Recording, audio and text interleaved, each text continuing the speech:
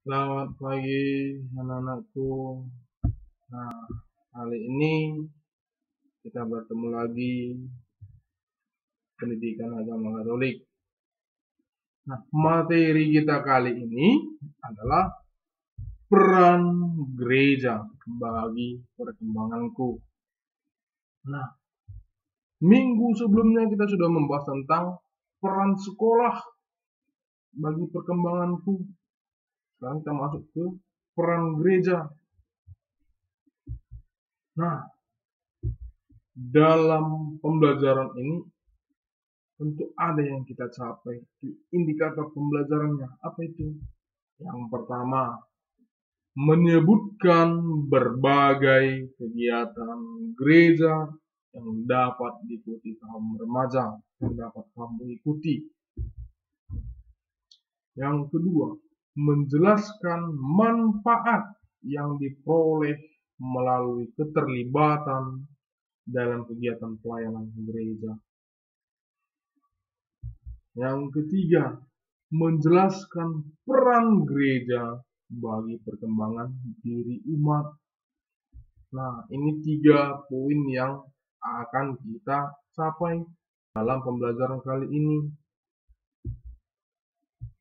Baik, pemikiran dasar. Manusia adalah makhluk sosial sekaligus makhluk beriman yang mempunyai relasi secara khusus dengan Allah penciptanya. Itu relasi kita dengan Allah. Nah, seperti dikatakan ya, memiliki manusia itu ya sekaligus makhluk beriman karena apa? Kita ada hubungan dengan Allah. Nah, tetapi tidak mungkin ia beriman. Tidak ada orang yang terlebih dahulu beriman. Dan juga bila orang yang beriman sebelumnya tidak mewartakan imannya kepada generasi berikutnya. Artinya bagaimana? Jika ada orang yang beriman, tidak diwariskan imannya itu sama kamu, ibarat tidak diajari, tidak dibimbing, sehingga kamu tidak mengenal apa sih iman itu, seperti itu. Maka tidak mungkin kita beriman jika tidak ada yang sebelumnya mewariskan iman itu. Sebagai contoh, orang tuamu, kamu adalah mewarisi iman dari orang tuamu. Yang orang tuamu yang memberikan iman itu kepadamu. Oke, kita lihat berikutnya. Iman seseorang juga tidak akan berkembang bila tidak ada relasi dan komunikasi antara orang beriman. Iman akan berkembang bila masing-masing mau saling berbagi. Iman juga akan berkembang terutama melalui keterlibatan, keaktifan dalam kegiatan pelayanan kaum beriman. Nah, maksud di sini jika kita tidak ada relasi ataupun dalam perkumpulan, sehingga dalam perkumpulan itu tentu ada komunikasi, khususnya perkumpulan orang beriman. Nah, kita itu ya mengikuti kegiatan gereja, itu yang akan membuat iman kita berkembang. Maksudnya di sini.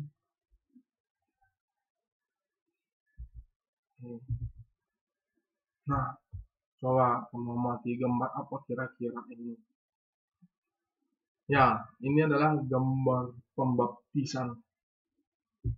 Nah, sejak seseorang dibaptis, ia menjadi anggota komunitas gereja yang dipanggil untuk ikut bertanggung jawab dan terlibat aktif dalam kegiatan gereja.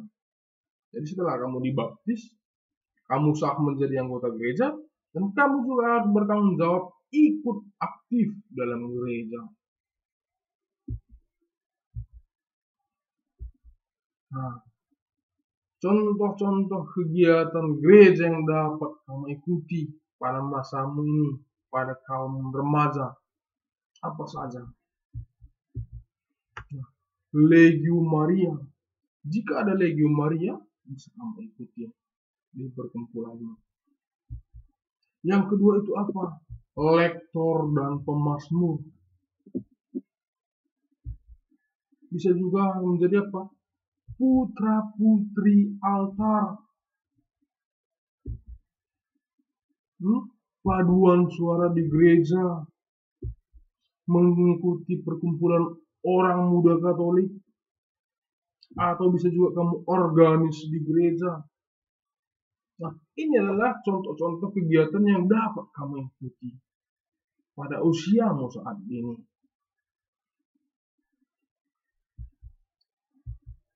Nah, lalu coba kita lihat manfaat yang kita peroleh dalam mengikuti keterlibatan dalam kegiatan gereja itu apa sih?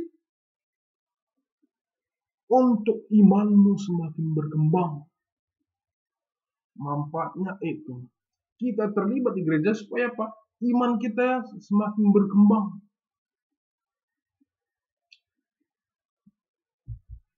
Nah, di sini kita lihat bahwa seseorang dapat berkembang imannya melalui apa kira-kira? Nah, di sini coba kita lihat bahwa keterlibatan dalam pelayanan gereja. Ya, tadi kan kita sudah bahas contoh-contoh pada usiamu ini yang bisa kamu ikuti. Keterlibatan dalam pelayanan gereja. Yang berikutnya bagaimana? Belajar meneladani dari tokoh-tokoh yang menunjukkan sikap dan komitmen iman yang baik. Nah, iman yang baik itu ya yang bisa kita panut adalah seperti Romo. Itu sudah pasti iman yang baik. Kenapa? Dia sudah memberikan teladan ataupun contoh yang baik. Bisa juga ya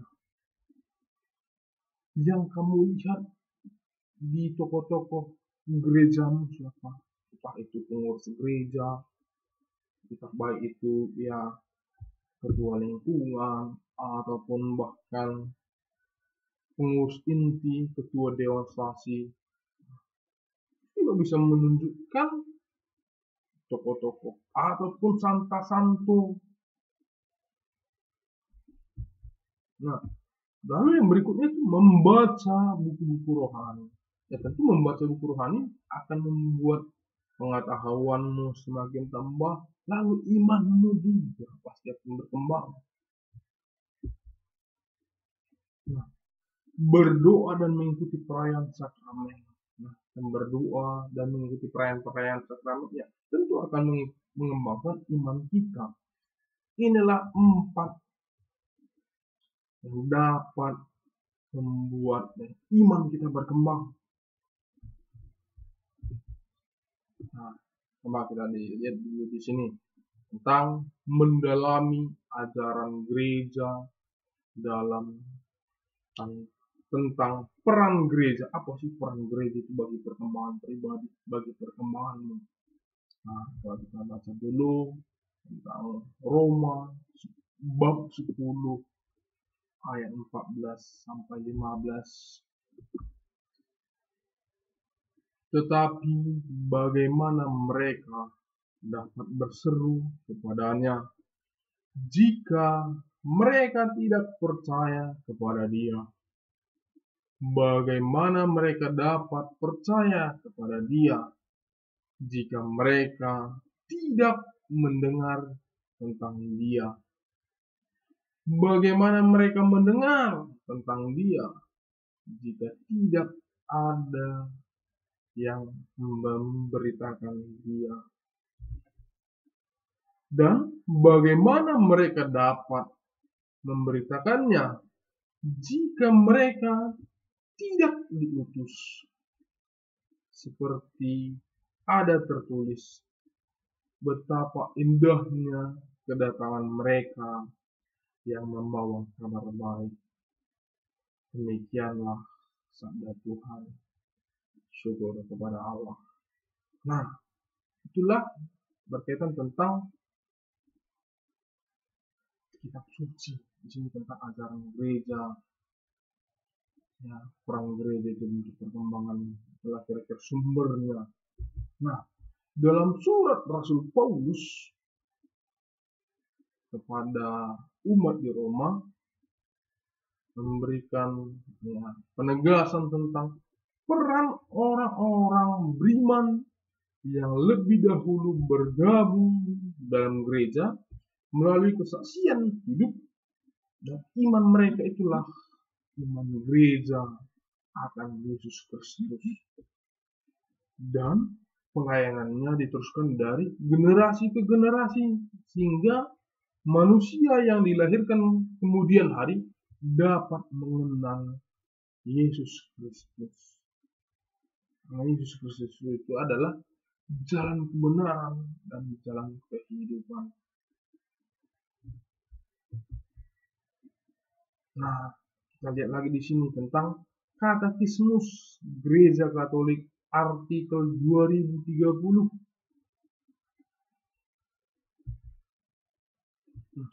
Orang yang dibaptis menjalankan perutusannya di dalam gereja. Persekutuan semua orang yang dibaptis dari gereja, ia menerima sabda Allah yang mencangkup petunjuk-petunjuk hukum Kristus. Dari gereja, ia menerima rahmat sakramen-sakramen yang menguatkannya di jalan. Gereja memberi kepada contoh kekudusan di dalam perawan Maria tersuci. Ia melihat bentuk dan sumber kekudusan ini. Ia melihatnya dalam kesaksian murni dari mereka yang menghidupinya. Ia menemukannya dalam tradisi rohani dan dalam sejarah panjang para kudus yang mendahuluinya dan yang hari peringatannya sekarang dirayakan dalam liturgi. Nah, inilah kira-kira isi Katekismus Gereja Katolik artikel 2030. Kita harus tahu bahwa pendahulu kita itu ada Yesus Kristus, para rasul, dan di dalam gereja Katolik itu juga ada santa dan santo yang peringati masih dalam gereja Katolik, khususnya dalam liturgi gereja Katolik itu masih ada peringatan untuk para santa dan santo. Nah, dari gereja kita memperoleh sabda Allah yang mencangkup hukum-hukum Kristus, rahmat sakramen, teladan kekudusan. Nah, itu yang kita terima dari gereja. Ini 3. Nah, untuk menjadi refleksi kita, apakah selama ini saya sudah mengenal warga Katolik di sekitar tempat tinggal saya, tempat tinggal kamu? Yang kedua, apakah saya mengenal pemuka umat di lingkungan saya? Itu di lingkungan maksudnya. Yang ketiga, apakah saya mendoakan para pemimpin gereja saya? Yang keempat, apakah saya terlibat aktif dalam kegiatan gereja? Nah, ini maksudnya kamu refleksikan, kamu renungkan dari 4 pertanyaan ini. Oke, sekian dan terima kasih. Materi kita sudah selesai dalam pembelajaran kali ini. Sampai jumpa Jika ada pertanyaan, boleh kamu tanya.